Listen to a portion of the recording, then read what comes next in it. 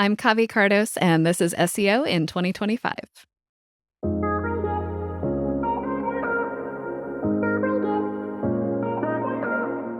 Kavi, what's your number one SEO tip for 2025? My number one tip is to prioritize and fully incorporate insights from our customer-facing teams in our SEO strategy. So the wave of generative AI is fully upon us now and probably not going anywhere anytime soon.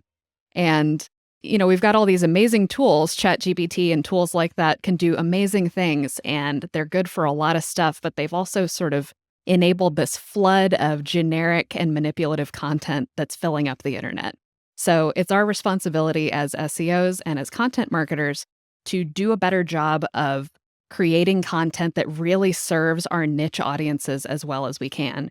And to me, the best way to do that is to partner with our customer-facing teams like customer success and sales to make sure we really know our audiences as people and that we're creating content and website experiences that serve exactly what they need and are genuinely helpful.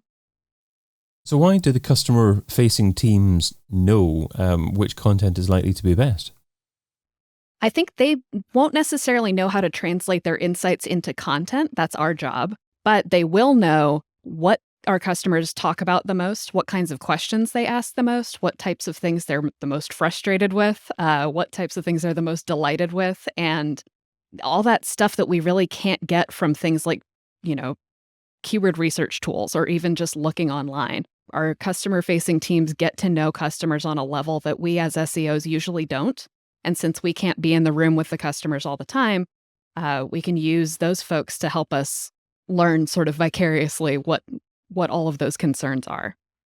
So is this a one-off set of conversations that we would have with customer-facing teams, or is this something we need to we do on a regular basis, do we? I really think this should happen on a regular basis. I think if you've got this tip or this engine running as well as it possibly can, you're meeting with your customer success team maybe on a monthly or quarterly basis, or at the very least reviewing data and insights that they're able to share with you on a regular basis. Not everyone has time to meet regularly, I understand. So any cadence you can organize to make sure that you're regularly downloading those insights and using them. Great. And if you have a great customer service team and they come back at you with so many different suggestions, so many different potential questions, how do you prioritize what needs to be answered first? Yeah, it's a good question. It can get overwhelming. Obviously, they're going to have a ton of stuff to tell you, or at least you hope they will. And I think the top priorities are any frustrations that might stop that customer from moving through your funnel. So if there's a sticking point of some kind, some concern that they have with your product or something that they tend to get hung up on a lot, or maybe it's an issue with your website. They can't find the content that they need to troubleshoot the product themselves, or, just anything that stops them from becoming a customer, becoming a paying customer, or using your product to its full capacity.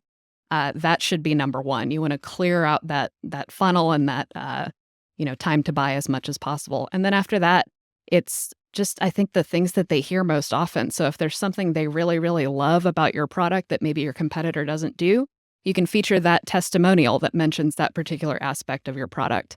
If it's a question that gets asked over and over again, that one can get sent to the top of your FAQs. I think it just depends on what type of information you're getting. Does keyword volume ever matter? I think we can use that sort of insight as kind of a replacement or a supplement for keyword volume. So yes, I think keyword volume, in the sense of that type of data that you get from like a SEMrush or an Ahrefs or whatever it is, can help supplement the insights that you're getting. But the thing about those tools and the thing about the data that you get from them is that they are generic by their nature. They give you the most popular version of a response or of a keyword. If the keyword volume for a particular term is really high according to a tool, that doesn't necessarily mean that it's something that your specific customers care a lot about. So I think you can take that data to your customer teams, but then they need to either verify or the opposite, that that's something that you should actually spend your time on. Unverify? Maybe Unverify, that's not the opposite. Yeah. So you mentioned also the FAQ section on a website.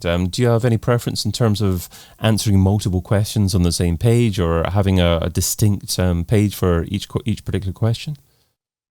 This probably depends on the structure of that FAQ page. If it really is just a quick hit list of, easy to answer questions, I think that's usually pretty easily tackled by your standard FAQ, list with drop downs or whatever it is.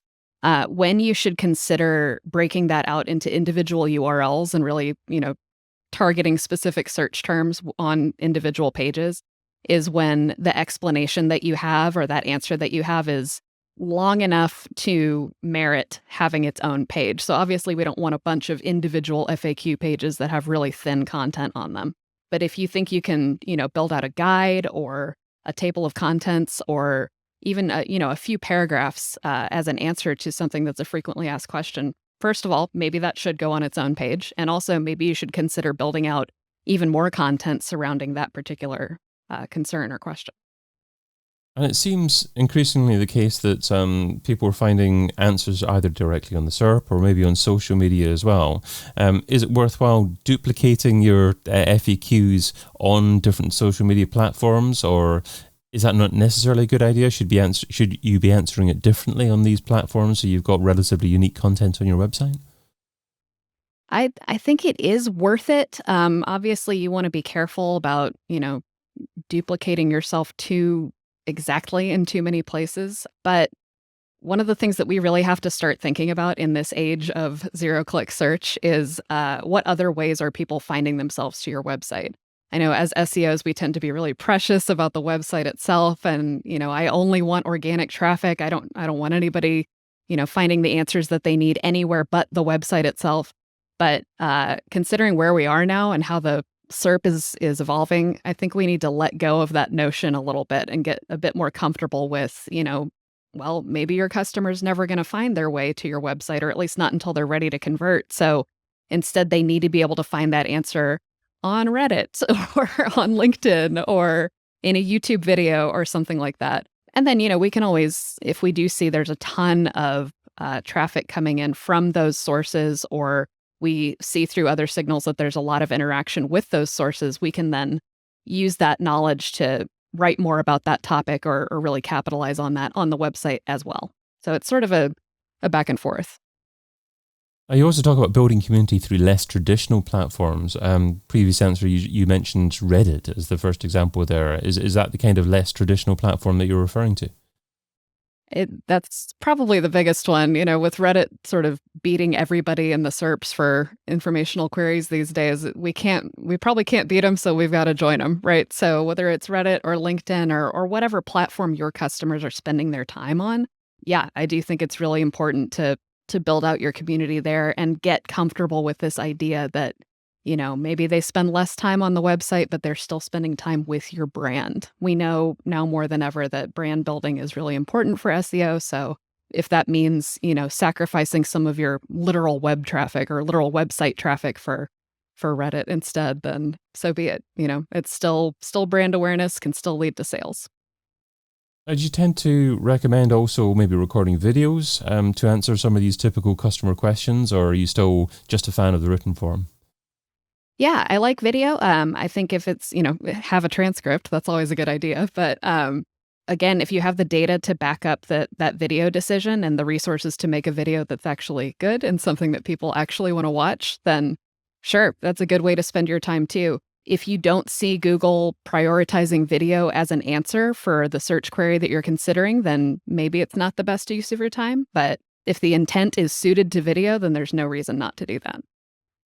Okay, so data is more related to intent as opposed to just getting something up there and just seeing more dwell time on video pages. For sure. Yep. So we're obviously talking about using humans to answer questions that are generated by humans, Right. but we're seeing a lot more use of AI nowadays and in the generation of content. Do you think AI is getting better at producing the type of content that we've been talking about, or is the type of content that genuinely answers the type of query that a customer has likely to be better done by a human over the next couple of years? You are dangerously close to getting me off on a very long tangent, but I'll try not to go there. I think AI, generative AI, things like ChatGPT and similar models and Google's AI overviews have gotten better. I think they have undeniably gotten better. And, the same thing has happened with image generation tools. We can see that pretty clearly. I do think there's an upper limit to that, though. And I think that the way that LLMs that power tools like that are trained means necessarily that there is an upper limit. There will never be any substitute for human-generated content, and especially as we see, the continued proliferation of this AI-generated content all over the place, I have not yet seen really stellar examples of it feeling differentiated from, content created by the same LLM on a different website. So I think as long as that's true, unless that ceases to be true, if you want to maintain a really unique brand voice that really speaks to your specific customers and, takes institutional knowledge into account, for example, things like that, there's no match for just sitting down and getting your hands dirty and doing it yourself. That being said, though, I think, tools like ChatGPT are still a really great outlining tool and research tool and can help you kind of get the juices flowing. But yeah, that finishing touch really needs to be human if you want to do it right. And I guess demonstrating that human expertise to Google means using EAT principles and potentially every page on your website. So if you're going to do that, to answering these types of questions from your customers, then does that mean perhaps recording a personal video, but I mean, recording one from the expert, the internal expert on that particular topic, and associating their name with that as well. So you're showing to Google that actually it's your brand that's produced the answer here, and it's just not some generic piece of content that's been written without an obvious author. Yeah, again, if you've got the resources to do that, that's a great idea. I love, the personal touch wherever it can be added in, and especially if you're in YMYL, your money, your life industry, that human touch is so important to acquiring and maintaining trust from Google and from your customers. So, if I saw, say, a piece of content written by a nutritionist and I wasn't sure whether to take it seriously or not, if that nutritionist is there in a video talking to me directly, I'm way more likely to think that they're, trustworthy and that they are the ones who actually generated that answer instead of, just sort of relying on either a ChatGPT-like model or having it written by somebody else and then just slapping their face on it. Yeah, I think, show your face, show your name, show your credentials, anything you can to sort of lend that authority. All that's a good idea. Have you ever had any pushback from brands saying, look, it's a decent task, but we can't demonstrate value here because there's no obvious search volume? Just go after this keyword phrase, which is 2,000 searches per month. That's much more SEO work. Yeah, absolutely. And I think, I work in an agency and we definitely do get that pushback. So the client is always right, so I think the thing to do there is or, if it's not a client, if it's your boss or whatever, there's a balance you can strike. It's not either or. You don't have to totally eschew those high search volume keyword targets. You can keep those in your strategy too, but make sure you're also covering the stuff that you've gotten through insights from that customer team or whatever source you're using. You can target more than one phrase with a single piece of content, right? So I think there's a way to incorporate both, and you don't necessarily have to say, no, you're wrong to your client. You can just say, yep, okay, we're thinking about that. We're definitely paying attention to search volume, and we're going to try to get as many of the right eyeballs on this piece of content as we can. Not necessarily, it's not always just about getting the biggest audience. It's about getting the right audience too. So if your client says no, do it sneakily so they don't know you're doing it.